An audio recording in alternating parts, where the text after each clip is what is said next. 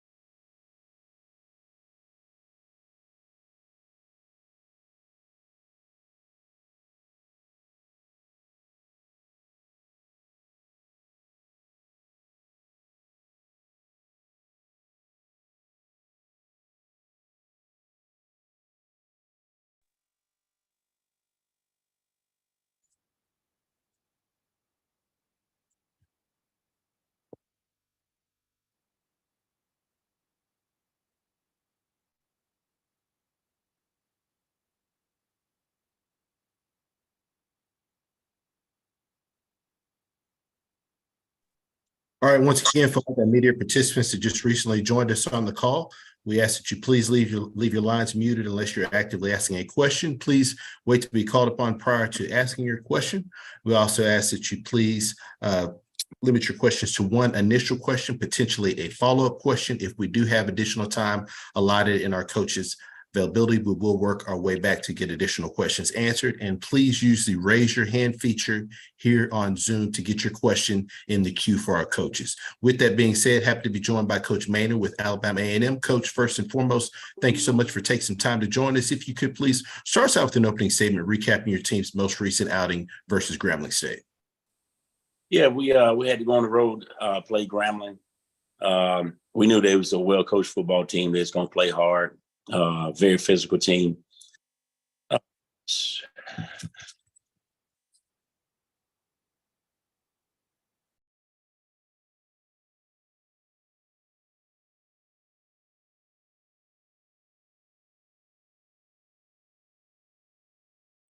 think we might be having some technical difficulties there with Coach Maynard's connection. We'll try to get him logged back in. We'll be back momentarily. Thank you for your patience.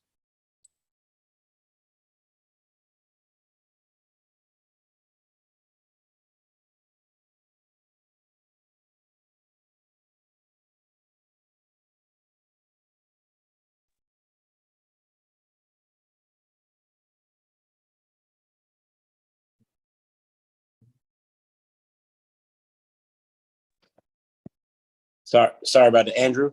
Yes, sir. Sorry about that. That was no problem. I'm on my phone, and that was Tiger Woods. I told him I'm on a Zoom, man. Don't call me while I'm on the Zoom. No problem. Appreciate you logging back in. You can go ahead and continue there with your opening statement. Yes, sir. We knew it was going to be a in-conference battle on the road at Grambling, hostile environment, well-coached football team that plays hard. And so we was prepared, and we went down. And also, it was the best part of the whole thing was Doug Williams and Shaq Harris. The field was being named after those guys. So we was able to be down there and be in attendance when Doug Williams and Shaq Harris football field was being named at Grambling University. It's a great honor and tradition. Two trailblazers that paved the way for HBCUs, not only quarterbacks, for all players. And it was just an honor for me personally to be there and witness that. And I got a chance to talk to Doug and Shaq, and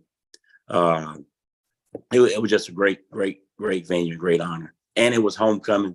So back to the football game, great game. We both kind of got off to a slow start, and then we got it going offensively. 17-17 at halftime, got a great football game. Come out the second half and continue that way. Both teams scored, and then we kicked off, and they ran it all the way back to like the 15-yard line. The kicker made this saving tackle, and it wound up being big because on fourth down they missed a short field goal, and then we kind of grabbed the momentum back and went down and scored, and then we just made a couple more plays there in late in the third quarter and fourth quarter than they did, and was able to sneak out of town with a W. But he was doing a tremendous job with those guys down there, and they played us tough. And we just happy to get a win. It's hard to get wins, and it's even harder to get them on the road in the SWAC. So we was very pleased with the way my coaches coached and my players played this week. Thank you so much for those opening comments, Coach Maynard. First question goes to Dr. Cavill. This is Kenyatta Cavill, Dr. Cavill's inside the HBCU Sports Lab. You were able to run extremely effective in this matchup. I'm sure went into the game wanting to run, but did you have any indication that you'd be able to run this effective? No, I did not. Because again, they got a good defense, and they're very stingy.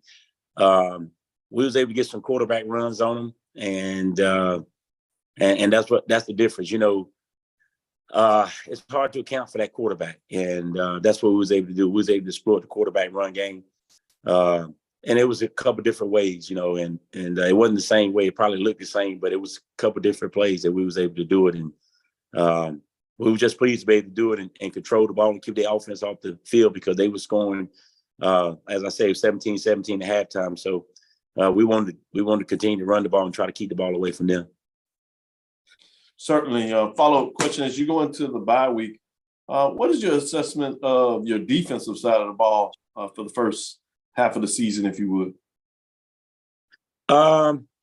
Not quite where we wanted to be, but it's improving every week, and we got a chance. When those guys play the defense called and responsible football, we're not bad over there. But when we start being undisciplined and penalties or busting coverages or getting out of our lanes, we're not very good over there. But when we do what we're supposed to do, we're okay. They give us a chance to compete and to have a chance to win a football game, which we played a lot better the second half. And we caused some turnovers, which, Grambling hadn't been turning the ball over all year. I think they had 3 all year. 2 of them came in the game before we played them. So we knew they was stingy on offense and don't want to turn the ball over. So we knew we had to be solid and try to force some turnovers, and we was able to get a couple. So that helped us out tremendously. But I think the defense is coming along, and as long as we do what we're supposed to, we have a chance. Certainly, Coach. Thank you. Thank you. Congratulations on the big, tough road win. Thank you, Doc. Next question goes to Henry Pugh. Hey, good morning, Coach Maynard. How are you doing? I'm going good, Henry. How you doing? Doing well. I know a lot of times when, especially games are played, the history of the moment doesn't necessarily grab you guys. It's the last thing on your mind. But this is only the second all-time win for A&M at Grambling. Has that set in, or have the players realized that, or the mindset behind it? No, it hasn't. You know, we take them one at a time, and we just try to go get them when we can get them. We really don't look at that because that's something we can't control. If we'd have won the last 10 there, you know, or we lost the last 10, that don't have any effect on us. We got to go try to win this football game the week that we're playing it. So, no, not really. All right. And a follow-up, Coach. Now you have the big matchup, the Magic City Classic coming up. As you guys prepare for that and have your bye, is there something in particular that you're looking at from last year's matchup that you want to take advantage of this year, or some plays you feel like you may have left out on the field? No, you know, every game you always think you left a couple plays out there. You always gonna leave plays out there that could have been made, that was there to be made. It wasn't, offensively, defensively, and special teams. So we can't worry about that. We just got to get the stuff corrected. We'll watch last year's film, but we're gonna watch this year's film because, you know, with the portal and all the new players and people playing different positions, you know, we got to see what they're doing this year. And you know, because you could change up a little bit from last year, you know. So we'll watch that tape, but we'll watch more of what they've done this year so far, and make our game plan from there. All right. Congratulations on a big win, Coach. Thanks, sir. Next question goes to Ms. Stapleton. Thank you so much. Thank you for taking my question, Coach. This is Timona from She Loves the podcast. Okay. I wanted to congratulate you on your big win, and, you know, spoiling Grambling's homecoming. Can you talk a little bit about your decision to switch to Xavier Langford basically as your QB1 and his efficiency with he rushed for 193 yards and had 2 touchdowns, and then 127 yards passing with 1 touchdown and 1 interception. Can you talk a little bit about your change to Langford? Yeah, Quincy had played well for two straight weeks, really 3 weeks, where we lost one of them. And but you know, we thought, you know, Xavier started at the beginning of the season, so he was our starter at the beginning, and then he had a knee injury, and Quincy had to step in. But Quincy was playing so well, we decided to keep starting him.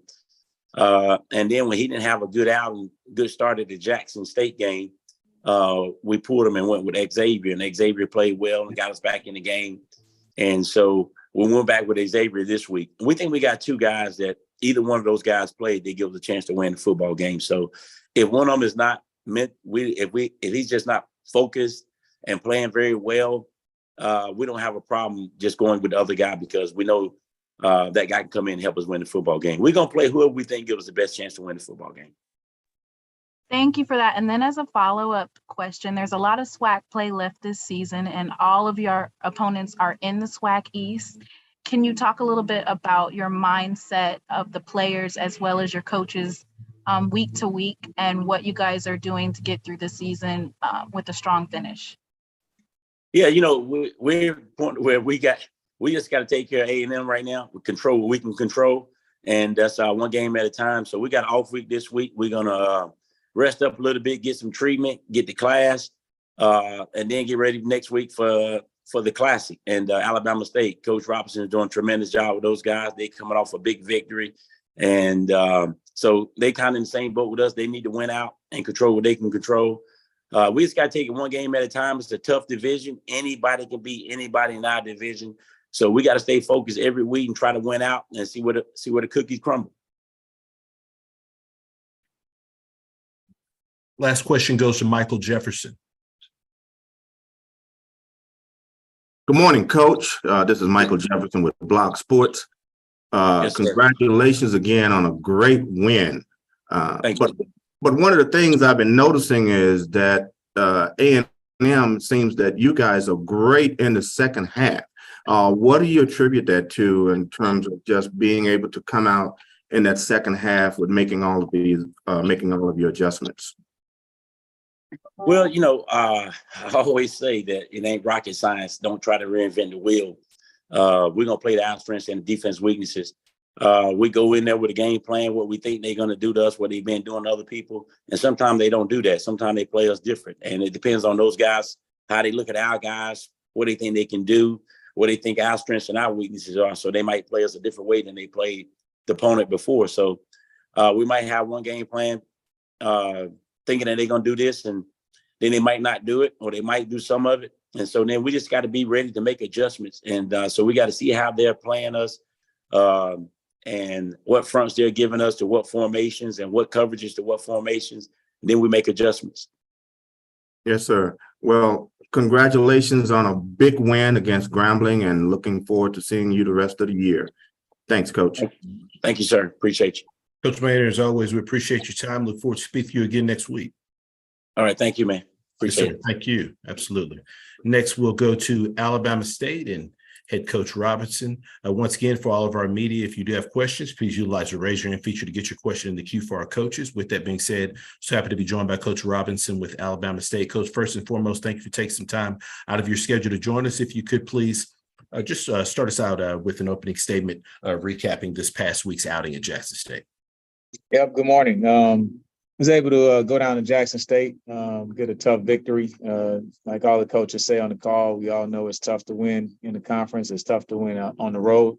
It was Jackson State's homecoming, so that made it a little bit extra.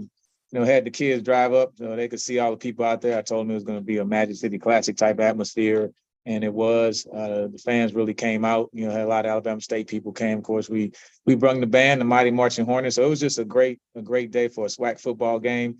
We wanted to get off to a good start. We was able to take a shot deep early on with Keyshawn Johnson, ended up with a field goal, and then we was able to put another touchdown on. So we were up 10-0, and things were going pretty well. Of course, Jackson State came back 10-3, and then they had a tough quarterback run that was like right before the half, tied up at 10-10 at the half. And so coming out in the third quarter, I thought they really came back to establish the run, which, we talk about Brown and all the great things he does from the passing game, but they were really good running the football team, running the football. So I think a big difference was, Mulligan was a kid that we were all worried about, and he had an ankle injury. I hope he's okay, but he wasn't able to finish the game. So I think that really kind of changed things around a little bit. 21 came in and ran the ball really well also in 27. So just kind of going back and forth. Teams both played hard. We were able to get a score, a couple quick passes, got us down the field pretty quick, and got a lead. And then, of course, Jackson State came back. They had a big play at the end and drove down the field, got all the way down to the 10-yard line.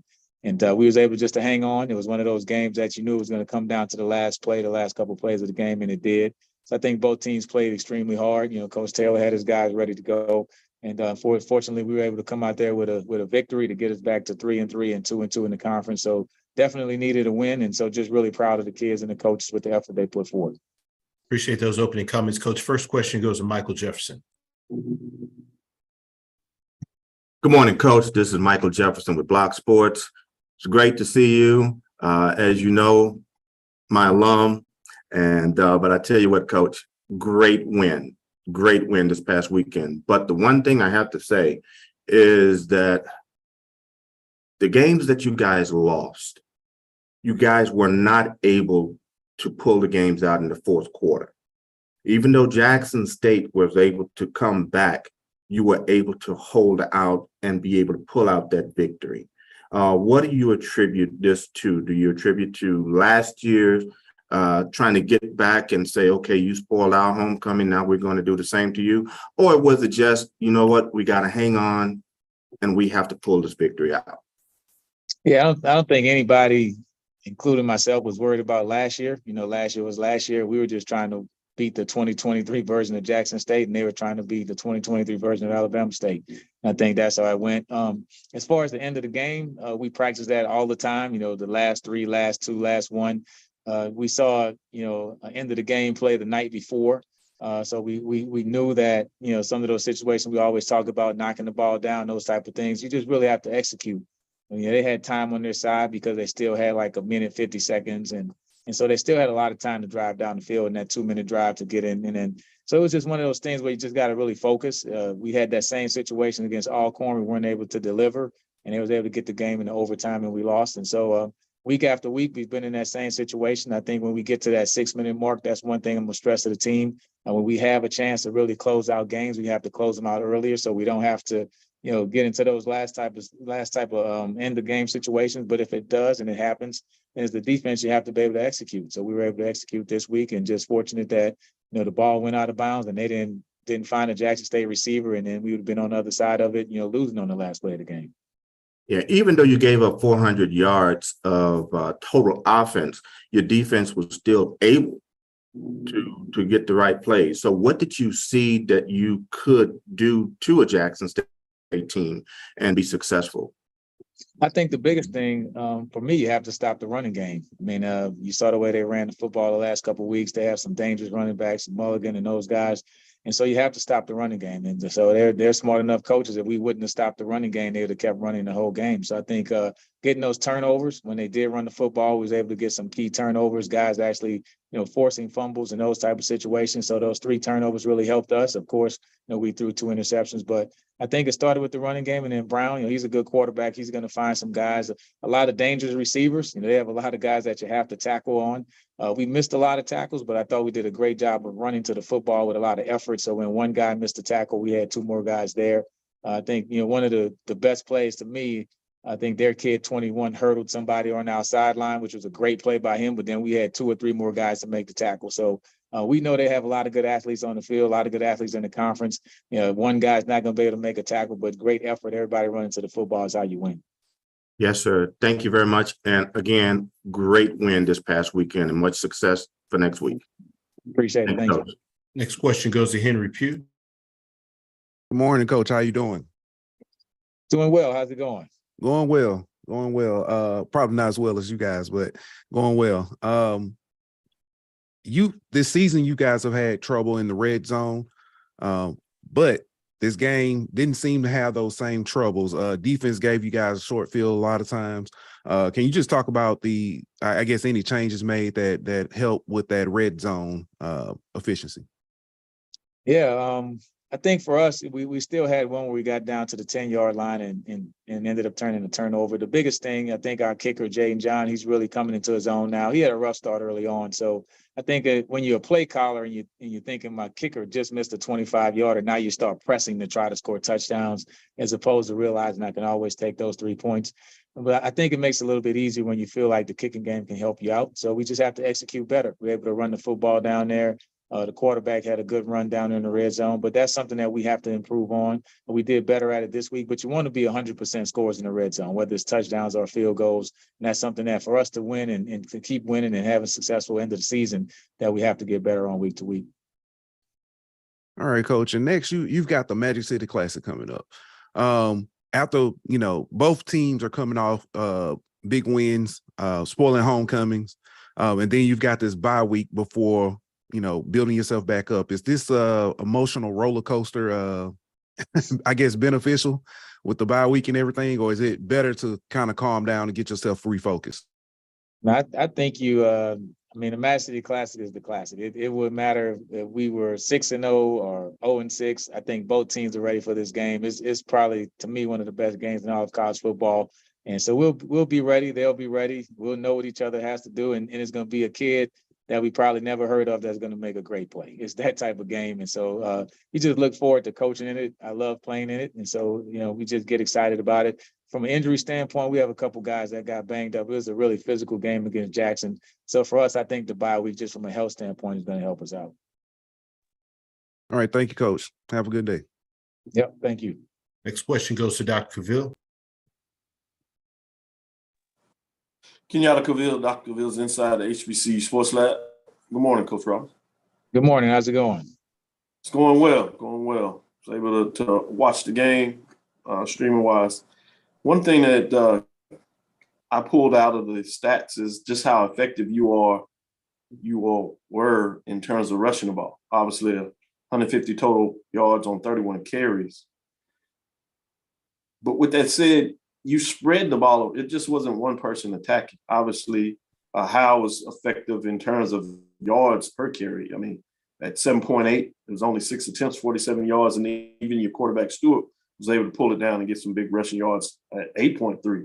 Can you talk about the effectiveness of spreading the ball around in terms of your various running back and your quarterback being able to get in there and being effective at key moments, pulling the ball down and getting some key yards? Yeah, I mean, we have some guys that can really tote it. We want to be able to run the football. What's the number? We don't have a number per se, but obviously, if the running game's working, we're going to stick with it. And I think the way we play defense, we don't want our defense out there for 80 or 85 plays. And it was the goal of ours to try to control the clock and to try to keep Jackson State's offense off the field. So many they were averaging 80 to 85 plays a game, and it's hard. You get guys out there for that long. Defensively, you're going to give up some plays. So we want to use running the football to control the clock. And we have a different variety of backs. I think each back has a different skill set. Some are a little bit bigger, more physical. Other guys are quicker, more agile. So we try to, use those backs in different situations. And we know it's a running back by committee. But in the end of the day, as a team, we know we have to run the football, control the clock. Don't let our defense get a lot of reps on them, and they can play fast for the whole game. Thank you, Coach. Congratulations on the tough road victory. Thank you. Appreciate it. All right, we'll take one final quick question from Stapleton. I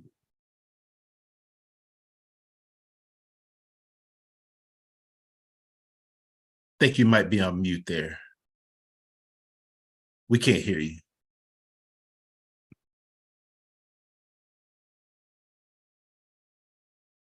Yeah, it looks like your line's unmuted. We just can't hear you.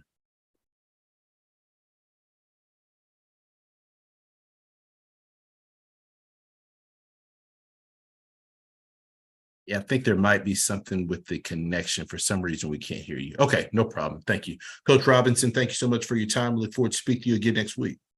Absolutely. Thank you. Thank you.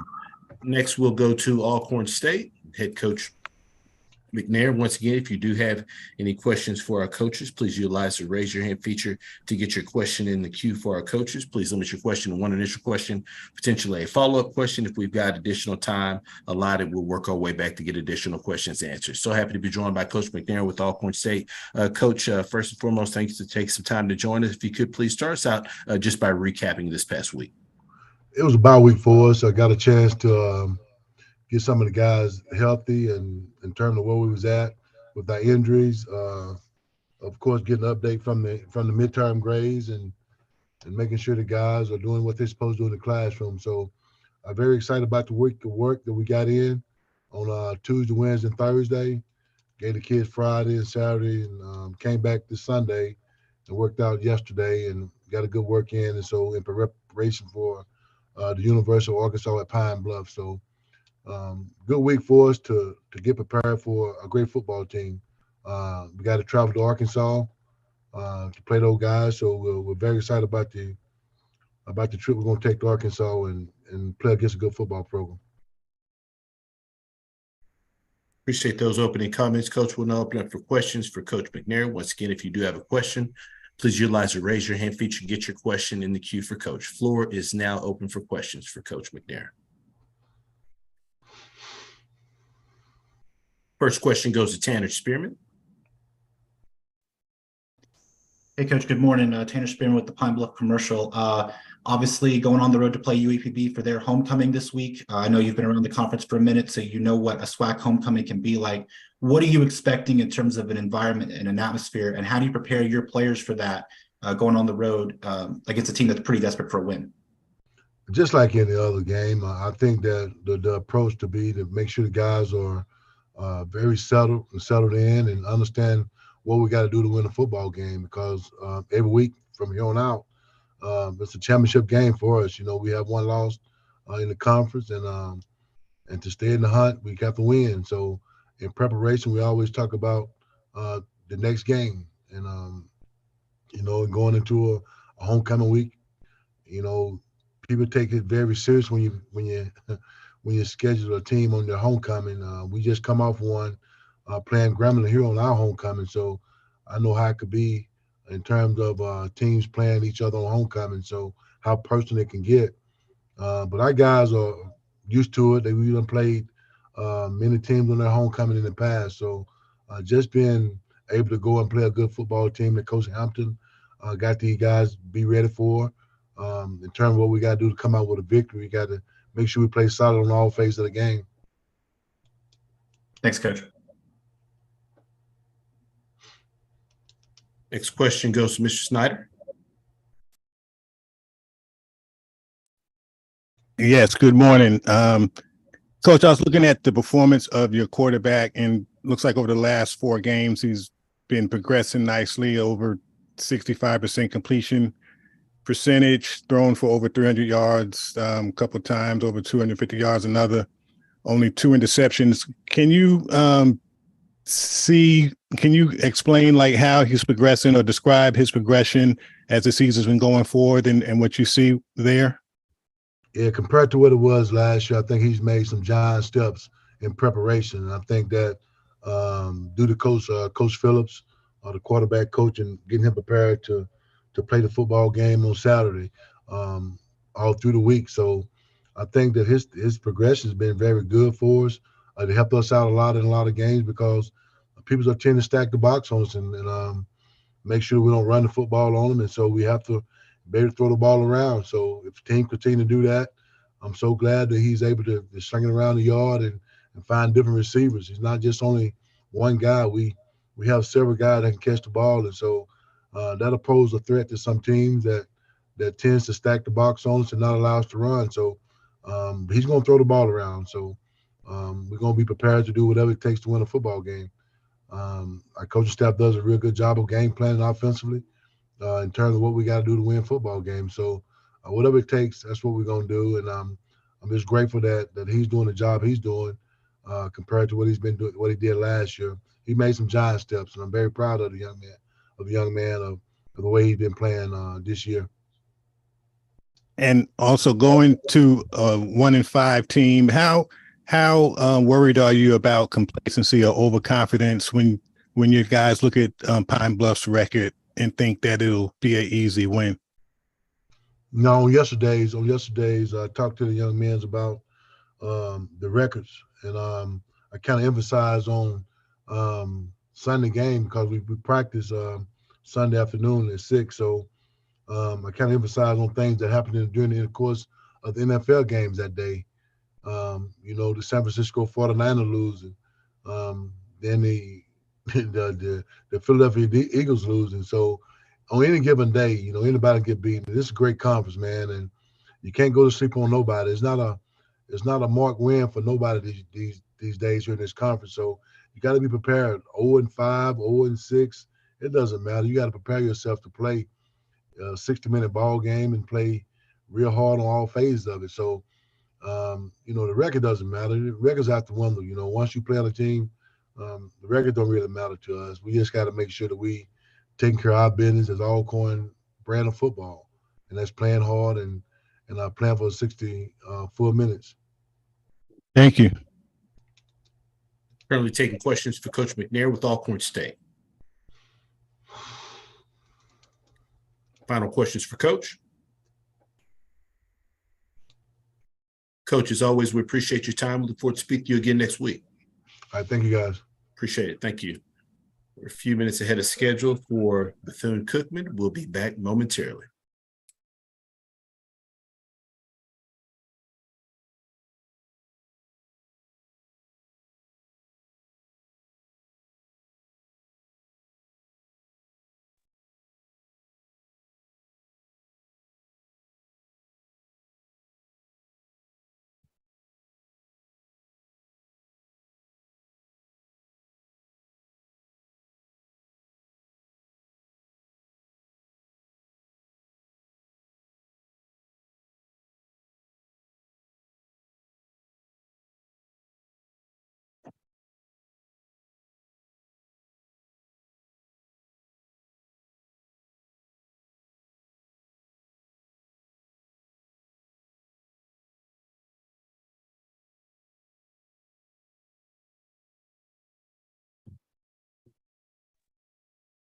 Once again, for our media participants, if you do have any questions for our coaches, please utilize the raise your hand feature to get your question in the queue for our coaches.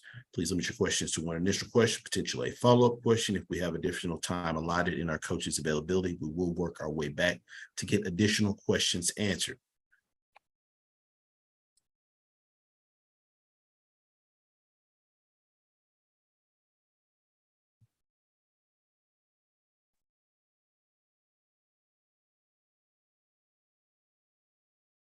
All right, time is now 10:35 Central, and we will go to Bethune Bethune-Cookman head coach, Coach Woody. First and foremost, Coach, thank you so much for taking some time to join us. Coach, if you could please start us out with an opening statement, recapping your team's most recent outing versus Texas Southern. Well, I tell you what, we ended up starting, a little slow. We had some costly, takeaways that we talk about we can't have, and Texas Southern ended up, edging it at the end. But we did score points, and obviously we made a step in the right direction on that standpoint. But definitely need to secure the ball, and that's the basic fundamentals that we have to work on. Thank you so much for those opening comments, Coach. First question goes to Jim Klein-Peter. Hi, Coach. Would you talk about the status of your quarterback position? Looks like you're playing two guys, and Luke played the majority of the time last week. Yes. Game. What's that, Jim? Yeah, I'm saying Luke played the majority of the time in the last game, but just where the status of that is right now. Well, Luke, he's a fighter. Obviously, going into this past week, we didn't know either way, how strong he was going to be, and he ended up tailing in latter during the week, saying that he was, able and ready to play. I mean, we still going to have competition, and these guys know, every day, with that position in all positions, those guys going to compete, and that's what we're looking at, and he's going to be ready to compete along with the others. What does each quarterback give you specifically with talents, abilities? Well, obviously, Luke and Tyleek, they're similar. I mean, they could, in my opinion, make the necessary throws, throughout the game, and then throughout the things that we want to do on offense. Our dual threat guy, Walt, I mean, he actually, extend a lot of, plays with his feet, so we have those guys, it's kind of been up and down, with the injury bug, but those are the skill sets of the three. Thank you. Thank you. The question goes to Perry Daniels. Morning, Coach. Good morning. Yes, sir. So you have Southern University coming into town. What do you expect out of the Jaguars? Well, I tell you, Coach D, he does a really good job. I mean, they got a really, good football team season. I mean, they play really well on all aspects, and I definitely we're gonna have to have, a really solid game on all three aspects, to be in it. I mean, they're a really good football team. Is there a particular area that you look to attack, or something from your game plan offensively that you think you may be able to exploit on theirs? Well, in their defense?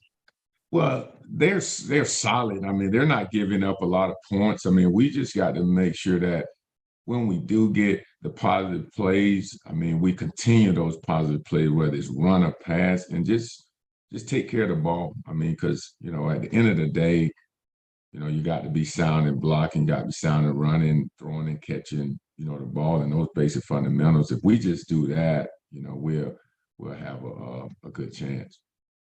Thank you, Coach. Thank you. Okay, another question from Jim Klein-Peter. Yeah, Coach, the game being moved to Jacksonville, is that a big inconvenience for y'all, or is it, are you trying to play it to your players as a positive experience playing in a pro stadium and that type of thing? Well, that's what it is to me. I mean, wherever we play, if it's not that far from where we're at, so we just got to go and block out all of the things, because at the end of the day, the schedule was made, when I got hired. So, I mean, we're going to play wherever we're asked to play, and we're going to do our very best.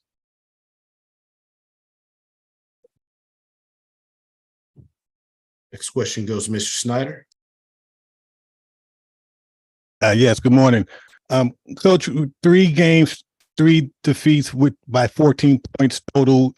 You guys are coming very close. I was wondering, psychologically, when you're that close, but you don't get the W, I know there are no moral victories. How do you balance the fact that you guys are that close and you're not still getting the W and keeping the guys encouraged to keep on fighting?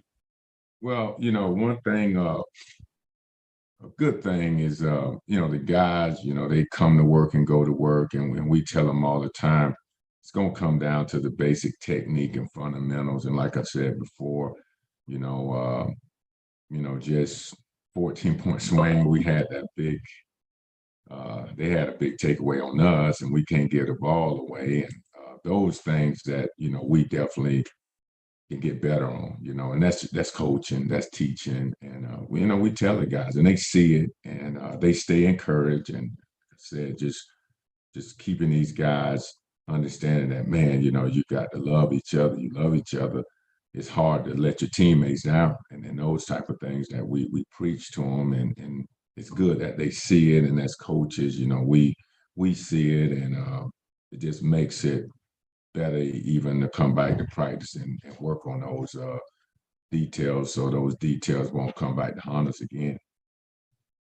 Okay, and can you see any difference in the team since you guys have been able to practice on the new practice facility?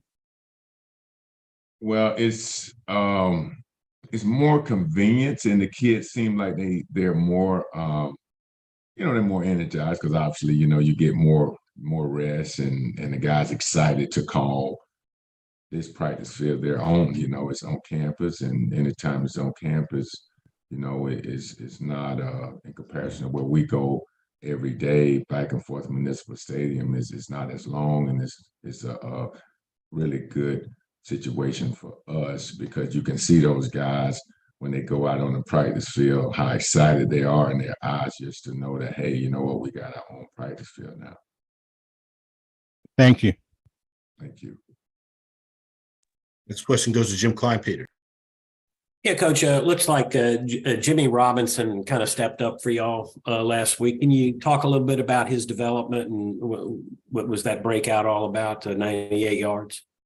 He's a tough, I call him an old school player. I mean, he's the oldest on the team, and he does it the right way. And, when you look at him, you say, hey, you know what? That guy, he's just an average player, but he's not. He has a big heart. I mean, he loves playing the game. Really proud of his performance. I mean, he has that grit, that you can't teach, and I mean, it's hard to stop an individual with the grit. They're going to keep plugging until they get what they want, and he's that type of player. Is there a Southern player or two that has stood out to you on film that you've seen? Well, I said it before earlier. I mean, they got receivers. I mean, the quarterback. I mean, they on both sides of the ball. Man, they play hard. I mean, they're a good, really good football team. I mean, as a group, they look the part. They play the way they look, and Coach does a great job with those guys. Thank you. Thank you. Do we have any final questions for Coach Woody with Bethune-Cookman? All right, last question goes to Dr. Cavill. Kenyatta Cavill, Dr. Cavill's inside the HBC Sports Lab. Wanted to get a little evaluation defense. In a lot of ways, they've been pretty effective. Maybe as the game gets going down, sometimes they might give up a couple of plays here and there. But for the most part, particularly in this last matchup, they held Texas Southern to 4 of 11 on third downs in terms of the efficiency. Talk about how you feel your defense is coming to play. You know what? Looking at our defense, they're coming along. They play hard, at certain positions, not as big in stature, but, they run to the ball. They're so driven by getting better every day. I mean, those guys just love being around them. And the big thing is, we got to stop the explosive plays. We can't give up those plays. It's going to, come back to hurt us. When you're playing against a tempo team, sometimes we go tempo. We got to be used to that, and we got to line up. And that's the first thing, the 5A's, alignment, assignment, adjustment, alerts. And we got to make sure we're on point anytime we line up, because, even if they know that you're in a certain defense, we still want to make sure we're gap sound in the thing. In several games, it's been that one play, and then being able to get off on third down, we got to be able to do that. And when you clean up those things, we'll even be better. Thank you, Coach. Look forward to the matchup. Good luck this weekend. Yeah, thank you.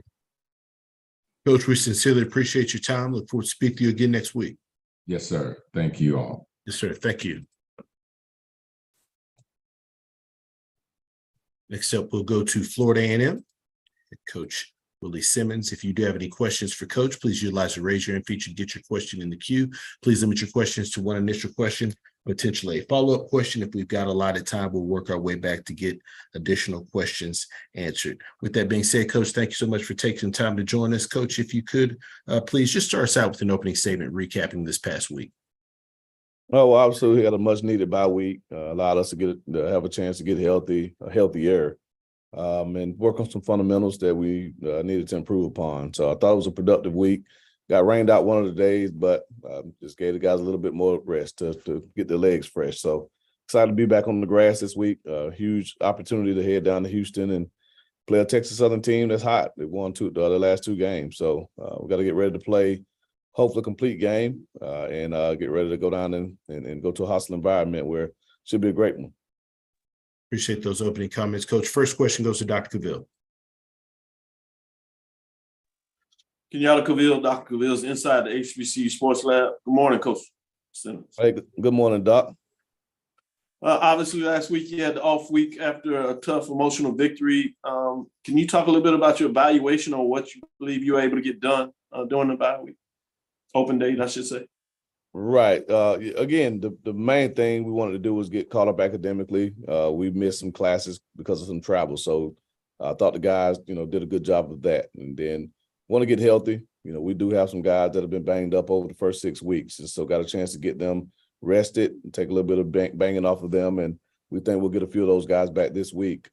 Again, work on some fundamentals. There have been some things the first 5 games that we've seen, first 6 games that we've seen that have taken away some opportunities to have some explosives in all 3 phases. So wanted to clean those things up. And then lastly, it gave us a chance to get out on the road and do some recruiting. And I thought that was productive. So all in all, I thought it was a productive bye week. And, but we'll find out this week of how much better of a football team we are this Saturday than we were 2 weeks ago.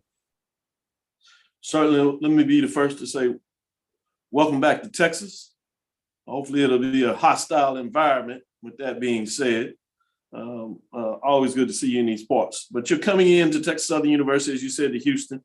You're familiar with these parts, but you'll be facing a quarterback, different quarterback in Chase. They've been with Texas Southern Tigers pretty effective in terms of what they're being able to do, even with the change of quarterbacks.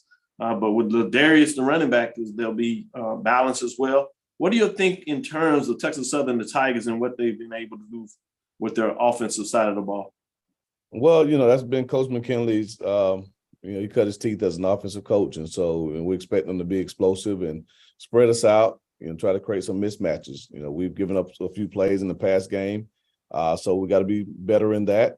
We've been really good against the run, but we have probably our toughest challenge this week. We had 190-some yards last week. And again, when they spread you out like they do and try to create creases, we got to do a great job up front. So have our hands full. Obviously, they're kind of figuring themselves out offensively after not having, Bodie. But once you get your quarterback and get them settled, now you can get in the rhythm. And they've found their rhythm over the last couple of weeks. Thank you, Coach. Look forward to the matchup and hope to see you post-game for the interview. Thanks, Doc. And I'll be waiting on my steak. I'll bring it with me. Next question goes to Dwayne Nash. Good morning, Coach. Dwayne Nash from the Yard HBCU Sports and Hero Sports. How are you this morning? I'm good, Dwayne. How are you? I'm doing pretty good. First off, I would be remiss if I didn't wish you a happy belated birthday, being that my birthday is on the 11th, yours is on the 12th. Thought I'd go ahead and say happy birthday to you. And you said just a little while ago that you guys are working on the fundamentals. I'm going to take a stab at it and guess that those fundamentals are probably working on penalties, being that you guys are probably one of the more penalized teams in the conference. Well, yes and no. The penalties that we focus on aren't fundamental. They're just discipline. And so, Okay. you know, false starts, illegal procedures, you know, late hits, those type things, those aren't fundamental penalties. Those are penalties that show a lack of concentration. And so that's a personal thing that we got to address. Guys got to dial in and pay more attention to detail with the snap count, with our formations, with their alignments and things of that nature. So I don't think you fix those on the bye week. I think you fix those just in how you approach discipline with your football team. The fundamental things we're talking about are communication, you know, again, up front, making sure that we're IDing the right guy in the run game, running backs, knowing who we're sorting to in protection to know where their eyes need to be, receivers, you know, route depth, catching the football, defensively, you know, tackling. I mean, those are the things obviously fundamentally that we stressed last week. The penalties, again, those are things that we got to definitely take care of as far as our discipline goes. Okay. Thanks so much, Coach. Good luck this week. Appreciate it. All right. Next question goes to Brandon King. Right. Good morning, Coach. How you doing? Hey, good morning, Brandon. All right. Just obviously, FAMU was one of the schools, the myriad of schools that was named in the letters that were sent out that were underfunded by the federal government, somewhere to the tune of nearly $2 billion. With obviously the comments of Coach George a couple weeks ago, you know, made the rounds. As your school is in a similar situation in terms of being underfunded by the state, what are your thoughts on that particular situation? Yeah, I think every state-funded HBCU can make that argument. We've been in existence for 130 plus years, and I think when you add those numbers up, they're pretty significant. You know, and we've been able to thrive, considering that we've been underfunded. You know, but again, it's a fight that we're constantly tackling. You know, our alum, our administration, we're not short on letters to the board of regents and the people who are stakeholders. And so I think it's well chronicled now, and hopefully it'll lead to us getting our just due. I do remember my time at Prairie View that a similar fight was made, and they were able to win some things and allow them to be in a better position. So we've done some great things with less than. So just imagine how amazing these schools would be if we got the funding that you know made us a little more equitable with our white PWI counterparts. Have you been asked to kind of speak out or lend your voice to the fight to get FAMU what they're rightfully owed? No, I haven't, but we have enough people that are fighting that fight. My fight is trying to get funded for the athletic program. So I got enough to ask to make sure that we're up, because as a state funded school, we can't utilize any state funds towards athletic facilities. So, you know, we got to make sure that we take care of that on our end. But we do have enough people that are fighting for our equal pay or share as far as state appropriation. Thanks for the insight, Coach, and good luck this weekend. Thank you. Next question goes to Charles Bishop. Hey, Coach, how you doing? I'm good, man. How you doing? Doing well. Couple quick questions I want to ask you. Your defense is one of the best in the SWAC at stopping the run. But what is the uniqueness that Ladarius Owens brings to the field in regards to trying to stop this Texas Southern offense? Well, you got to gang tackle. You know, he does a great job of making the first guy miss, and he runs hard. And so it's going to take more than one guy to typically bring him down. So we definitely have our hands full. You know, it's a great challenge for our defense, but no, he is a very dynamic guy that can make that first guy miss. And as a running back, that's a great quality. Looks to be the longest trip of the season thus far for FAMU. Is there any unique challenges that comes with going to Houston this upcoming weekend? Well, fortunately, we're flying to this one. The longest trip was up the Bethune. That was a bus ride. But we'll fly to this one, so we should get there in plenty of time to get settled. And we have plans to go to the Buffalo Soldier Museum, which I always want to try to do something educational for the guys. And obviously, the Buffalo Soldiers did some amazing things. So I think it'll be a great trip for us, and looking forward to getting down to Houston. And I'm gonna try my best to stay with the team. You know, I might remember some of my old stomping grounds get lost. But no, I'll behave myself this weekend. Looking forward to you coming over, Coach. Thanks, brother. See you. Sure thing. Great week. Yes, sir. Thank you. Next up, we will go to Grambling State.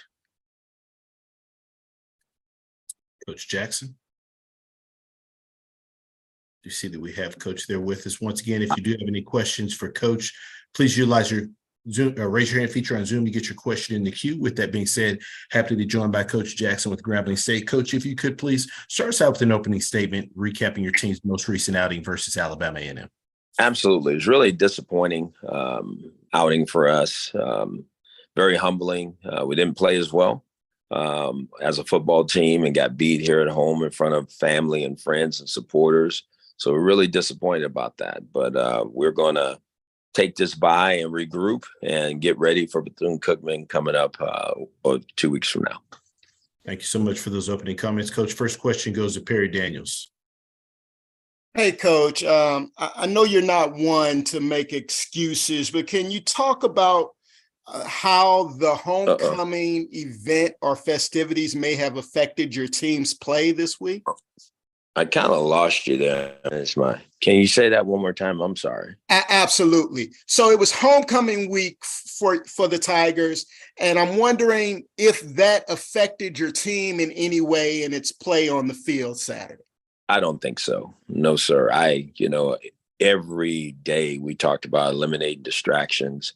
I don't think that had anything to do with it. I think Alabama A&M affected our strategy, our game on Saturday. They played really well and we didn't. So that's just being very transparent about that. Absolutely. I appreciate that transparency, Coach. Let's talk about the penalties. And your team is a heavily penalized team. How do you go about correcting that? Discipline. I mean, and it's there's some that, I send in and we get different opinions about. That's some of it too. But at the same time, we don't have officials at practice. We don't have those type of resources. So we as coaches got to do a better job of making sure all the little handsy things that go on, everything that we can correct as a football staff, that we really take our antennas and put them up extremely high, because it's really starting to affect our football team in a negative way. Thank you, Coach. Enjoy the bye week. Next question goes to Dr. Cavill. Kenyatta Cavill, Dr. Cavill's inside the HBCU Sports Lab. Good morning, Coach Jackson. Good morning.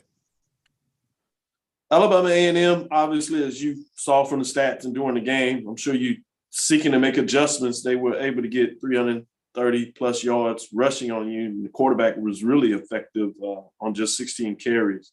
Can you talk about either during the game adjustments you were trying to make, or post game when you brought the film of where they seemed to be pretty effective in terms of being able to pick up those yards running? No, I think, no doubt. No, we tried to make adjustments. The adjustments, it didn't matter. I'm just being very open about that. The young man ran football. We did not tackle him very well, because you can make all the adjustments you want, but if you don't get the guy on the ground, it doesn't matter. He broke tackles. He ran by us. He ran through us. He had his way, and that's something we have to improve on this week. As you get into an open week, can you talk about the way that you approach an open week? Is it an analysis, or is it about going back, as you said, maybe to some fundamentals, trying to get some corrections in the open week?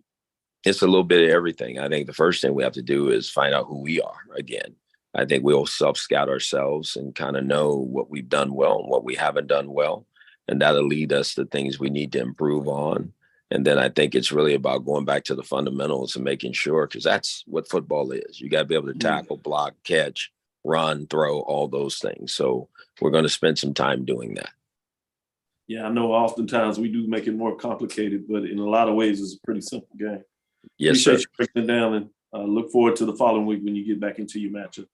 Thank you. Next question goes to Ms. Stapleton.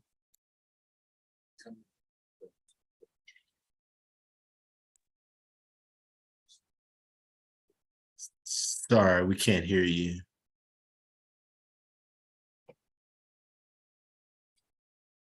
Okay, currently taking questions for Coach Jackson with Grambling State. Floor is open for questions. Any final questions for Coach? All right, we'll take a question from Jay Keith. Hey, Coach, JT Keith with USA Today. Where do you think you're at in your progress for the last 2 years? Where do you think you're at right now? I think we're a little bit behind. I expected our team to be in a little bit better shape, after 7 games. But, we got a chance to finish this thing strong. We got a quarter of the season left. We talked about that yesterday. I think we got a chance to really focus on these next 4 and see if we can win the West. I mean, that's what we're after. That's our goal. If we can get that done, I think we'll be where we need to be. If we don't, then I'll be very disappointed. And follow up, do you think that you have a quarterback for the future on your roster right now going forward? No doubt. He's playing for us right now, every week. Currently taking questions for Coach Jackson with Grambling State. Any final questions for Coach? All right, we'll take a question from Perry Daniels. Coach, the field this week was named after Doug Williams and Shaq Harris. Can you just kind of talk about that whole aspect and what those two have meant to HBCU football and football in general? Well, it's been that was phenomenal. I thought it was well deserved. You're talking about 2 of the greats that's played at Grambling, 2 men who made real impact also in the National Football League. And I think it's so important to recognize those people because they've done such a great job, not just on the field, but off the field as well. I think it's going to be important as we continue the history of the HBCUs to always point back to men like those 2 because they really started the pipeline. They were part of that real growth into the National Football League and really gave HBCUs a real name, a real place where people of color could go and play and feel like they had a chance to be everything they could be in the sport. So I think it was awesome. I think the environment was spectacular. I think what we did here this past weekend was great that way. We just need to give them a win behind it as well. And we didn't. No doubt. Next question goes to Ms. Stapleton. Hey, Coach, can you hear me this time? Yes, I can. Okay, how you doing? Great.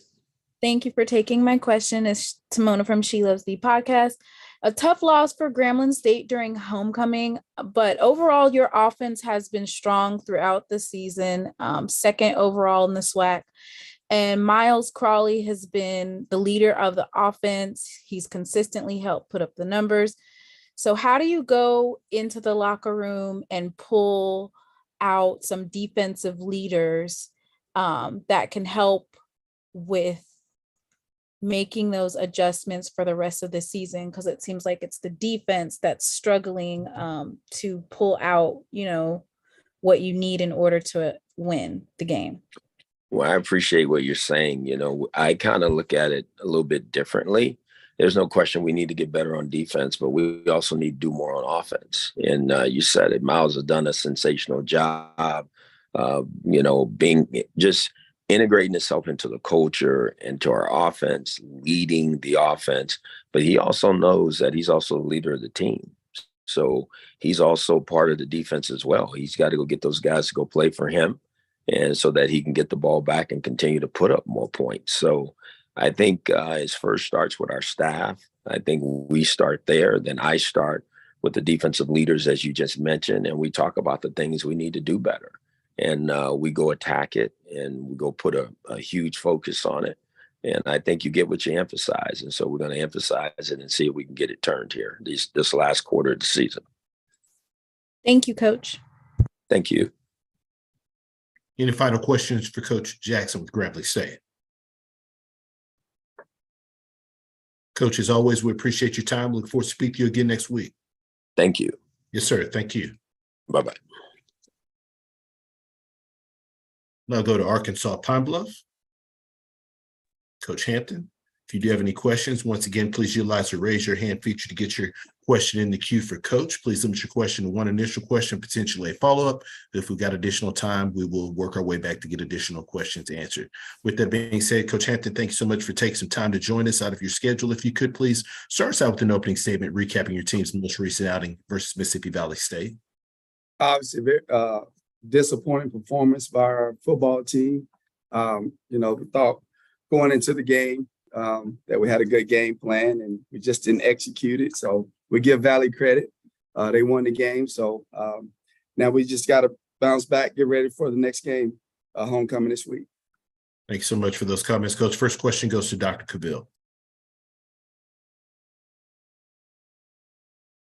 Kenyatta Cavill, Dr. Cavill is inside the HBC Sports Lab.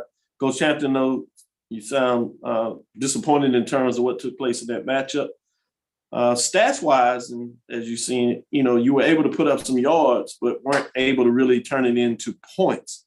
Can you talk about your concern in terms of being able to put more points on the board?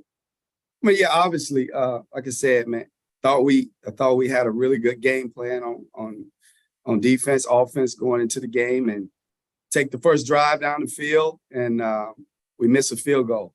We've done that the last couple of weeks. We was in the red zone 3 times in the first quarter, went 1 for 3 on field goals. Couldn't punch the ball in, so that's frustrating. And then, you go in at half, you're down 14-3, and come back out, we get a stop, we score, make it 14-10, and they're driving. We punch the ball out with opportunity to fall on the ball. We don't. 2 plays later, we lose leverage and they score and make it 21-10. And then they kick the ball off and we throw an interception for a pick 6. So it's frustrating. But again, when you're building a program, it's part of it. It's part of the process. You got to be able to persevere. And like I said, I told the players, man, no man put his hand to the plow. You turn around and look back. You're not going to be fit. You're not going to be fit to win these games. All these games are tough. And right now we're not doing the things that's necessary to win football games. So that's what happened. Follow up, you head back home. You have Alcorn State, the Braves, as you turn the chapter and get back into it of trying to correct those mistakes and do things, like you said, fundamentally sound. What do you look in terms of Alcorn? Traditionally, we think about the Braves of wanting to run the ball, but they haven't been able to be as successful running the ball, but they've been quite effective in the air. What are your concerns in terms of what they do offensively, of how you plan to attack them? How we're playing to attack, I mean, they're the best football team we played this year. Offensively, they throw the football well. We know the running back. I mean, that kid is tremendous. I mean, if they want to give it to him 40 times a game, I mean, he's that good. Their O-line is big. And let's be honest, everybody's talking about Jackson State and FAMU. Before Dion came to this league, Alcorn was a toast, right? And so Coach McNair has done a really good job. And so that football team over there, they're well coached on both sides of the football, special team-wise. And as I told our coaching staff and I told our players on yesterday's meeting, we're playing the best football team that we've seen up to this point. And so that's hats off to Coach McNair.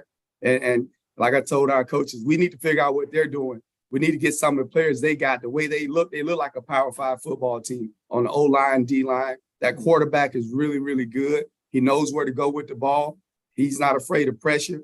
And so they've done a really good job, and I like his mannerisms. So Coach has done a good job with his program. And obviously, I know Coach Said used to be the head coach here. I remember when I was a DB coach here, I used to go down and recruit when he was at Mississippi Delta. So they've done a good job. They got good coaches. They got good players, and they're doing it the right way. And so my hat's off to him. I got a lot of respect for him. Thank you, Coach, for the insight. Certainly getting down there and doing the homework, as you always have done. Thanks for your insight, your keen insight. Good luck this weekend. Yes, sir. Appreciate it. Next question goes to Tanner Spearman. Hey, good morning, Coach Hampton. Obviously, so far this season, you guys have been on the road a lot more than you've been at home, but you got your next 2 games at home, starting with homecoming this week. How excited are you guys to be back at home, and what kind of atmosphere do you hope to have for homecoming on Saturday? Well, obviously, anytime you can play at home, you get excited about it. You got your fans. You got get a chance to just be around. The atmosphere of homecoming, what it means to this university. We talk about just being able to connect with former players, former alumni. It means more, but obviously for us, it really has nothing to do with us. I like the atmosphere on Saturday, all that stuff leading up to it, but it's just a football game for us. I mean, to put the ball out there, you got to go play. So I'm happy. I know we're going to have a great crowd.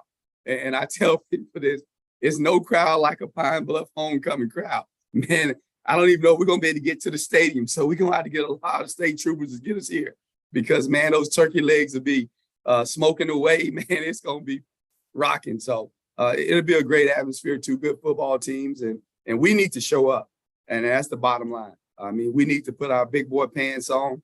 We're going to have to tackle that running back. We need to be able to get after that quarterback.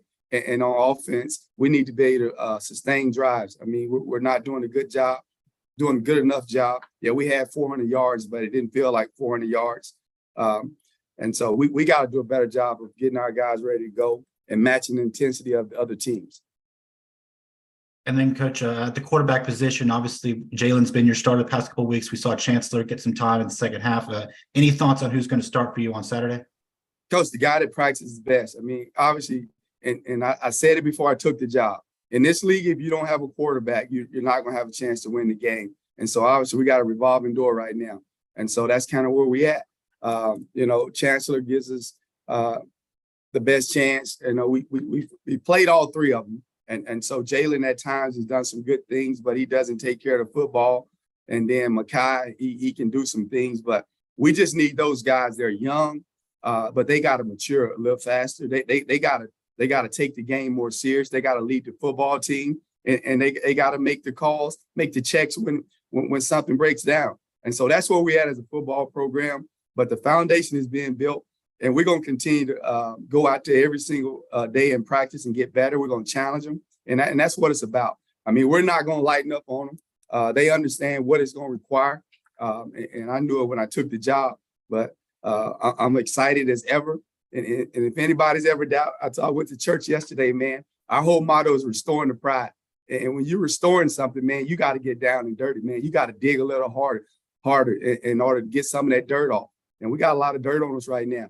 But I tell you one thing about the Golden Line. It may look like we're losing, but I can tell you, man, we winning. We're winning on this side. We're doing a lot of great things in the community, our kids. If I can show you, you can come visit us on Friday, man. We have Team Chapel. That thing is rocking. So we're headed in the right direction. We don't have the wins right now, but hopefully this week we can get back on track and get the Golden Lions fan base excited. They are excited, and they know what it's going to be.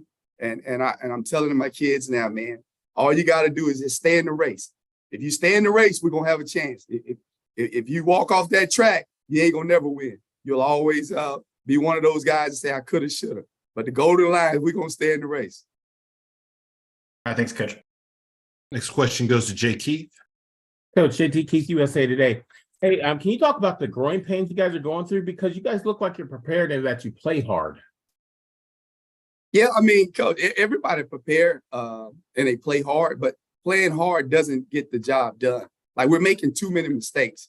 And I'll just use this as an example. The very first touchdown that Mississippi Valley scored, I mean, that was the easiest call that we had. And we had one guy not do his job. We sent a guy on a blitz. The quarterback has his back turned to him. He's probably going to get a strip sack. And he missed the tackle. And now the guy runs free on the backside safety. He doesn't do his job. It's a touchdown. He should have been sacked. But, that's part of the game. And then on the next one, it's just things like that kind of, as a coach, you're like, oh, man. And so we got to continue to coach these young men up and make them understand how important it is just to do your job. If he'd have went to the upfield shoulder, it would have been a sack. And then again, man, it was a good game. I mean, the score was 14-10 with like 8 minutes in the third quarter, and we hadn't played well at all.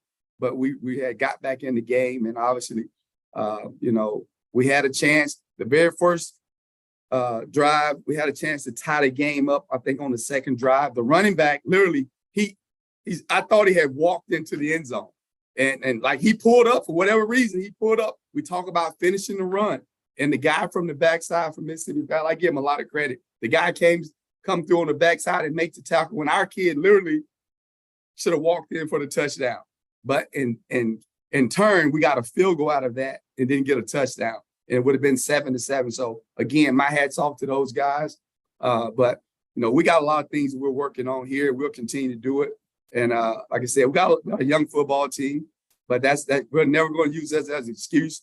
We're going to go out. We're going to keep recruiting. We got to get some dogs to come in here and and we got to get ready to go. Thank you, Coach. Coach Hampton, as always, we appreciate your time. Look forward to speak to you again next week. All right, appreciate it. Yes, sir. Thank you. All right, next up, we go to Mississippi Valley State.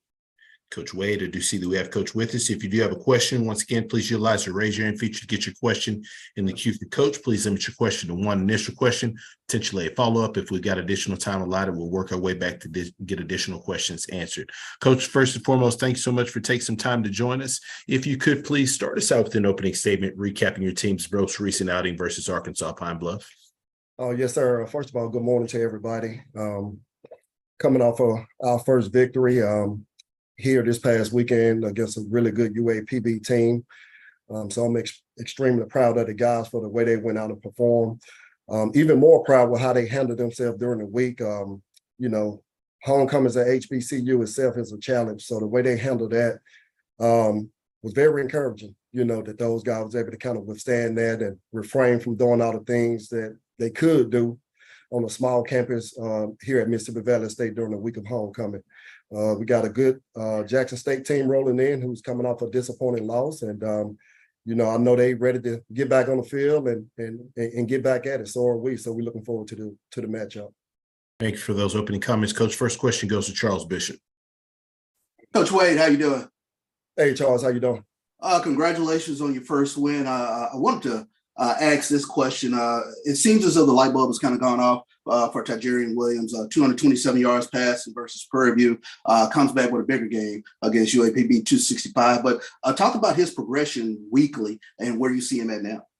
Man, Charles, I tell you, he shows up every day and he wants to be great. And, you know, great players got something that we can't coach. He got that it factor. It's just something about him. He got it. Some people have it, some people don't. Like I said, he's always in the office. We almost have to drag him out of the office because he's always looking for ways to get better. That's just kind of who he is. And he do what he coached to do. He never go outside the framework of what we asked him to do. So, you know, he don't beat himself and he just do a good job of taking care of the ball and he take what the defense give him.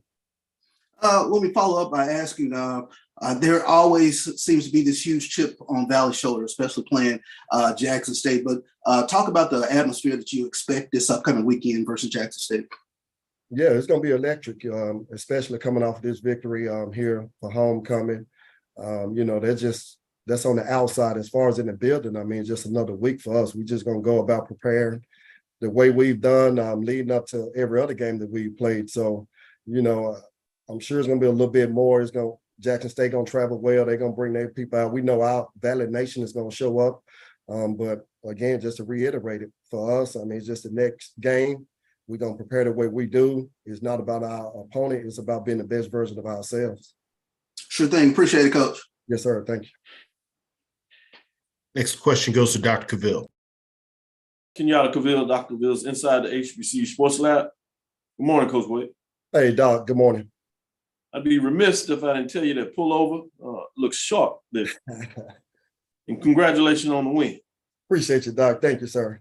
Oh, no problem, no problem. Don't get mad if I call and ask about it. See how I can pick it up. I'll write a check. With that being said, gotcha. I appreciate that. With that being said, while your defense gave up a lot of total yards, they seem to be pretty effective from keeping them off the board. Can you talk about your progression of your defense thus far?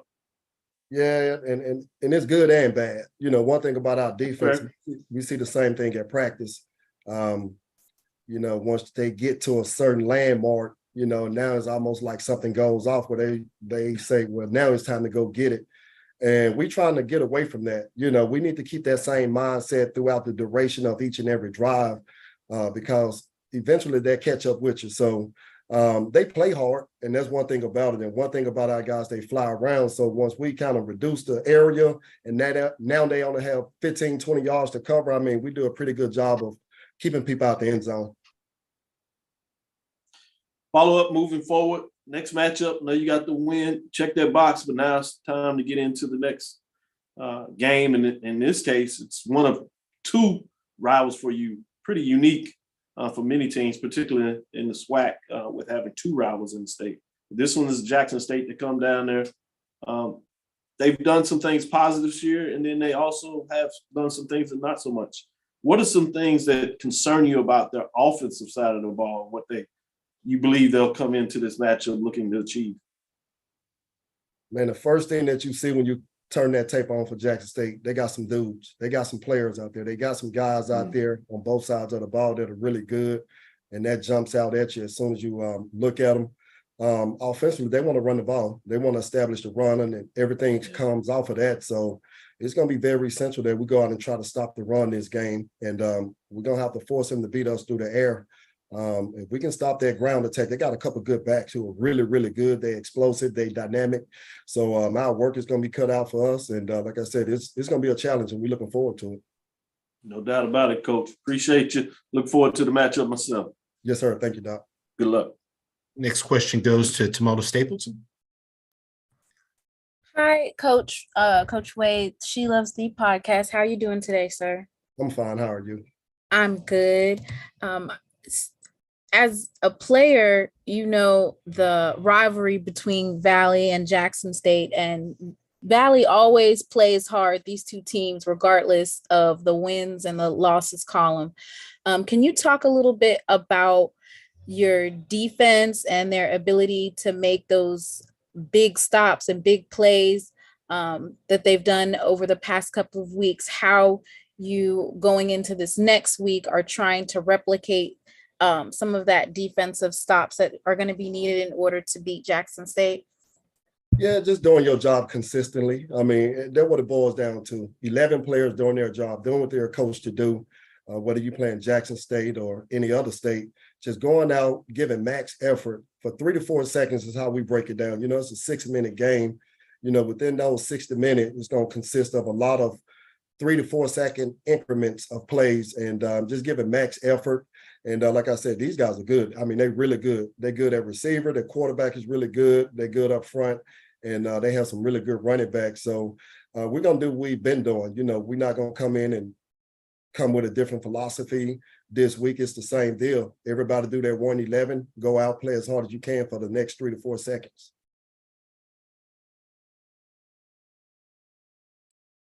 Thank you, Coach. Yes, ma'am. Thank you. Currently taking questions for Coach Wade with Mississippi Valley State. All right, next question goes to Mr. Snyder. Yes, good morning. Coach Wade, I think, you know, psychologically, it's pretty fascinating when coaches come in trying to rebuild the program. The Pine Bluff coach was just talking about restoring the pride. You also have a similar mission at Valley. I was just wondering, how do you go about keeping the guys up psychologically when, you know, the external circumstances, the one loss column is not going in the direction that they wanted to go? And absolutely, by being consistent. You know, you set your standards and you be consistent. And we always talk about the process, not the outcome, you know, so the outcome, you know, doesn't determine whether or not we're going to stay true to form. We walk in each and every day. We was 0-5 coming into this game. And the way these kids approached it have been very consistent because we've been consistent, you know, so it's just about being consistent. You know, that's it. Like it's nothing difficult. You know, whatever the standard is, you stick with it. And in the process, you're going to lose some guys. We've lost some guys. Everybody that started this journey is not on this journey with us. And we had guys who come in and it was too tough. You know, one thing about it, it's easy to sell, you know, the standard when you're, you know, hadn't won a game, hadn't played a game. When you sitting at 0-5 and you staying true to this as far as being on time, doing what you're supposed to do, being where you're supposed to be, and you hadn't had any wins to show, you know, it makes it difficult for guys to kind of stay the course. But again, we've stayed the course as coaches, as coaching staff. We walk in every morning. We say we got to stay true to who we are. And that allows growth. You know, win, lose, or draw, it allows growth. So consistency is the word, man, that I would use that allows you to be able to kind of change the standard. Because in the past, at any bad program, people come in and when they first get there, they said things are going to be this way. Then when things don't go well, then you see guys just kind of, you know, saying, well, this is just how it is at Valley.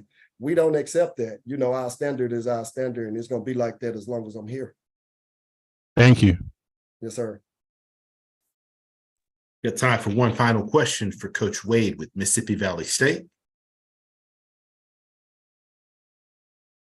Coach, as always, we appreciate your time. Look forward to speaking to you again next week. Yes, sir. Thank you very much. Yes, sir. Thank you. All right. All right, next up, we'll go to Prairie View A&M.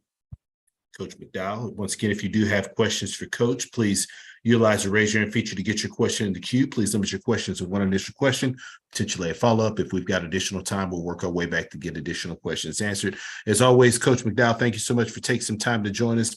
Coach, if you could, please start us out with an opening statement, just recapping your team's most recent outing versus Houston Christian.